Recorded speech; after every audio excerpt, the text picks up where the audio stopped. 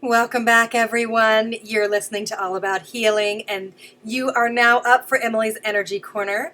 Today's guest was Tami Goldstein, Upledger certified craniosacral therapist, and World Massage Festival's inductee for the Hall of Fame, and this year's World Massage Festival's Teacher of the Year. And part of the reason, or the reason, that Tami Goldstein is Teacher of the Year is because she is an incredible teacher.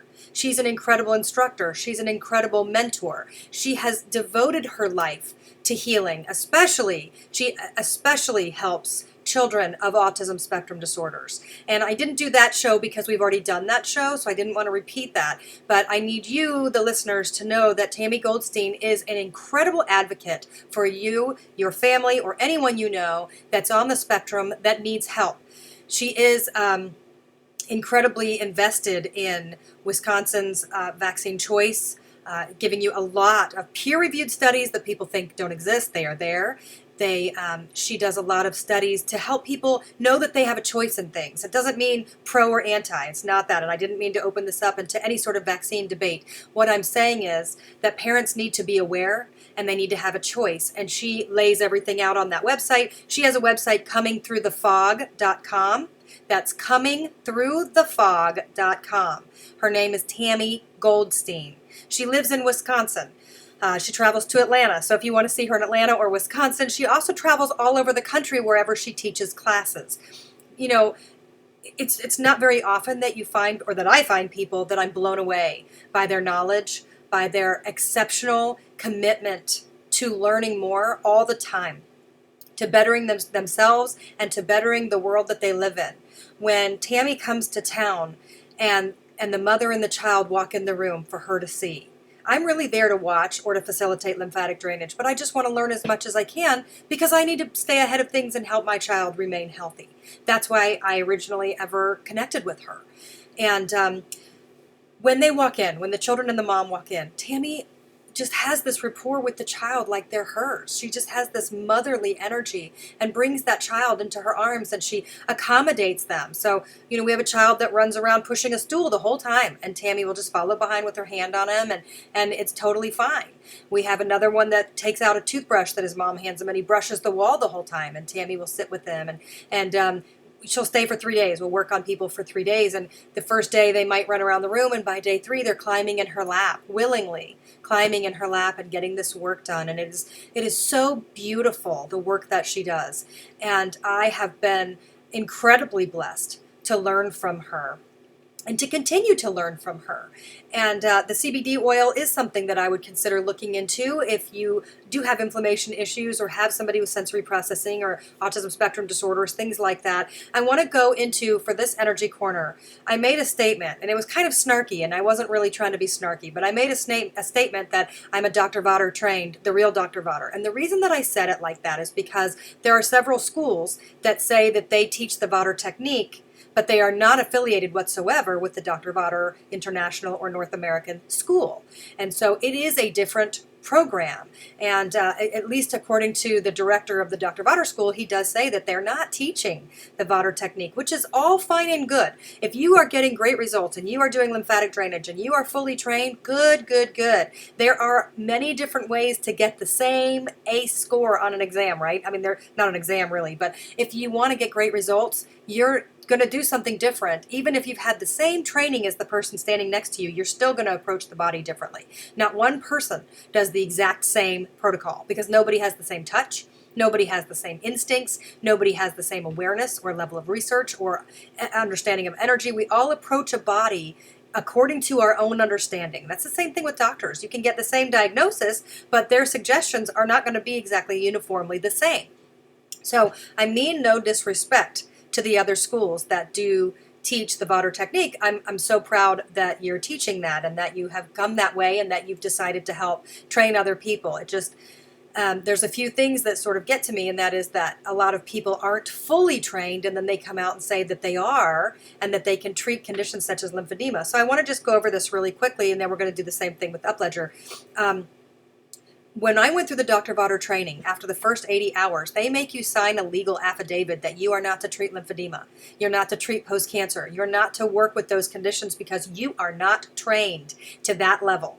And so we sign this legal affidavit. And then when you do the remainder of the training, that affidavit goes away and you are now completely given the opportunity to treat. We treat post-breast cancer. We are the only people that treat exactly on the breast. We treat everything except for the nipple. That's really important to understand. That is not a regular part of massage. So if you go to a massage therapist and they touch the chest in any way on the breast itself, that is completely inappropriate. Unless you have some sort of medical condition, and then you can go to somebody like myself who can help you get the liquid drained or help the new augmented breast drop into the pocket, those sorts of things, or after surgery. It's so different, and people don't know that. So people that go in and get this work, I just looked at somebody who got these like accolades all over the state of being the top lymphatic person, and they're not even fully trained, and they have the word lymphedema on their site, and they really have no business treating lymphedema. It's again the same kind of thing. They didn't go through the Vaughter school, but they went through another program, Vaughter related, and they say they're a Vaughter therapist. And when I said I have a person with lymphedema, I want to try to match you up. Are you fully trained? Do you bandage? Do you do these work? And they said, oh, no, I only did the first blank amount of hours. That stuff like really chaps my hide because you're misrepresenting. So I also want to take that into the upledger craniosacral therapy. There are more than one style of craniosacral therapy. None. It doesn't mean that one is better than the other. Same thing with lymphatic drainage. Casely Smith is a top-notch lymphatic drainage. The Academy of Lymphatic Studies, the Close Institute, there's a lot there. I don't care which one you choose, just try to take it all the way through, especially if you throw around terms like lymphedema. Same thing with craniosacral therapy. You want to look for somebody who is on the website of the training that you're looking for. So if you go to the Dr. Vaughter website, you will find me in the state of Georgia, because we have to keep with our certifications every 2 to 3 years to make sure that we are still in good standing with their institute. Now, same thing, there's lymphedema people as well. So like in Atlanta, it would be the Lighthouse Lymphedema Network. You want to look for people that are clinically trained, that really know their stuff. Now, if you go to the Upledger website, you can go to upledger.com.